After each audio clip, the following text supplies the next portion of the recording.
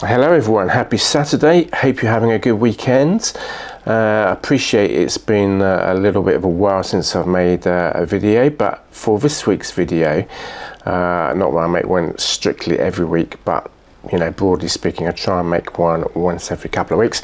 I'm going to be talking to you about demand generation. In the digital marketing space, there's a lot of talk about demand generation specialists and stuff, and you see a lot of companies kind of trying to recruit these people. So what I'm going to kind of talk to you about today in a bit of a sensible way is how effective are they? Do they make sense? Are they worth their money? These people are slightly different from your traditional sales executive who go out, and business development managers who go out and drum up business. I suppose there's some similarities, but it's not quite the same thing. So demand generation specialists, the idea is that they're gonna come along like a knight in shining armor and turn a business model into something that people actually want. So I'm just going to be kind of talking you through some of the things in relation to that today. So questions to ask yourself would be around the value proposition. Like, this is assuming you're a company, right, or a business or whatever. So is the business model in demand?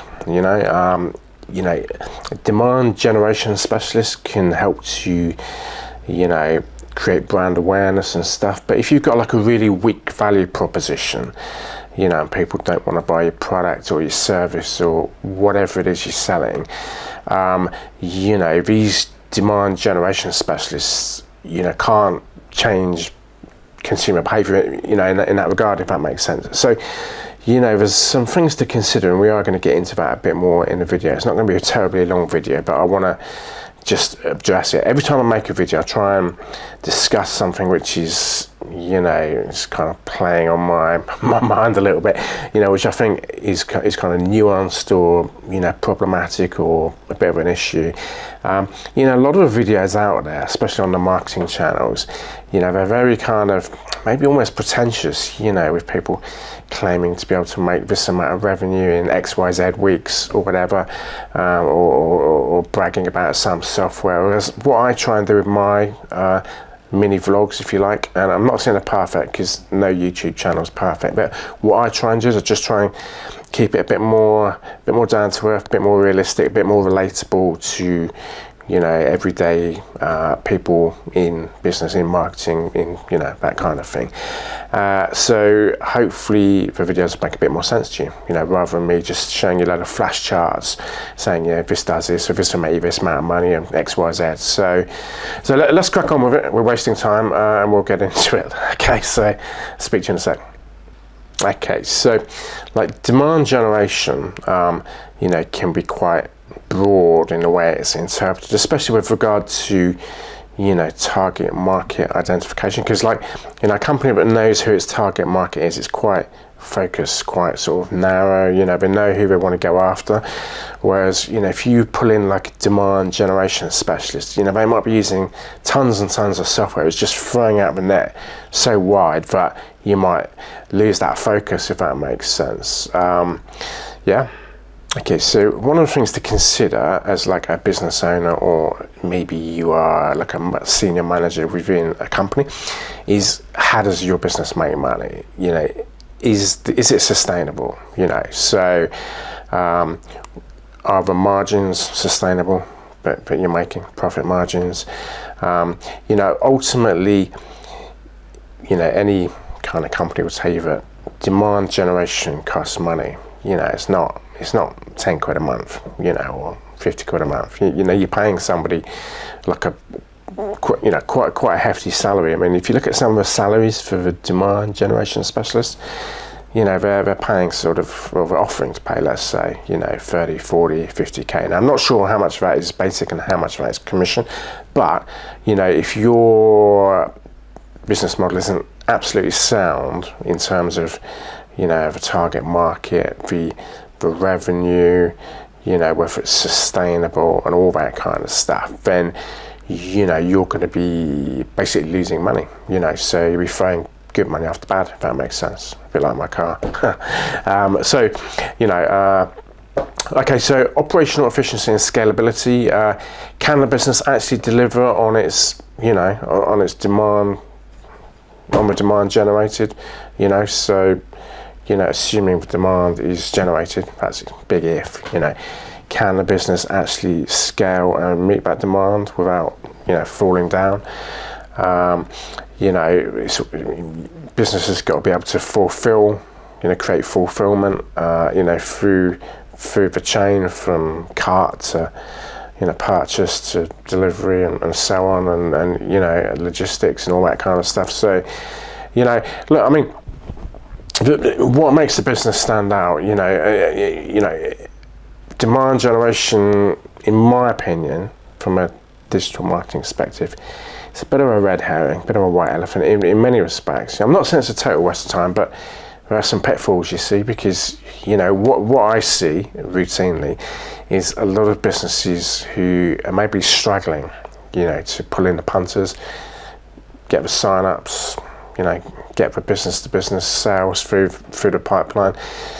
They think that the problem is with the sales team, you know. So what they do is they advertise for demand generation specialist, demand generation manager, demand generation director, whatever you want to call it.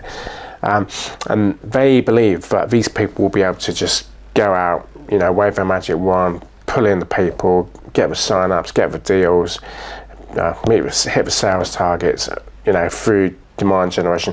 But what I'm trying to say, guys, is that, you know, you can't make somebody like something that they don't like. You know, you know, if you relate that to anything else in life, whether it's, you know, food, clothes, partners, jobs, whatever it interests, you know, if people aren't sold on the idea, then no matter how much of a good communicator you are, no matter how polished you are, you know, it's going to be very difficult for that person as a demand generation specialist to be able to, you know, convert them, if you like, you know, make them some kind of superstar, customer stroke, brand ambassador. You know, it's going to be very difficult.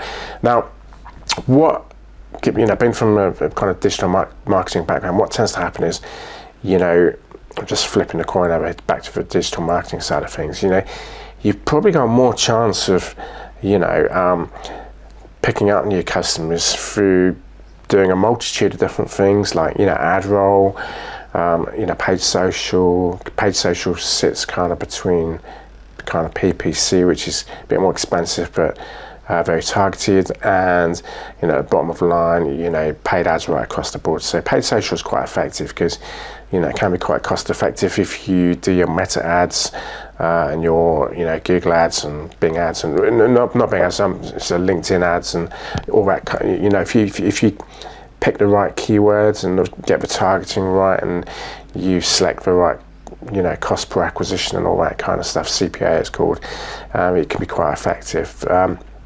Like I say, yeah, you know, even if you did hire a demand generation specialist, realistically, where are they going to start? What are we going to do? You know, are they going to pick up the phone?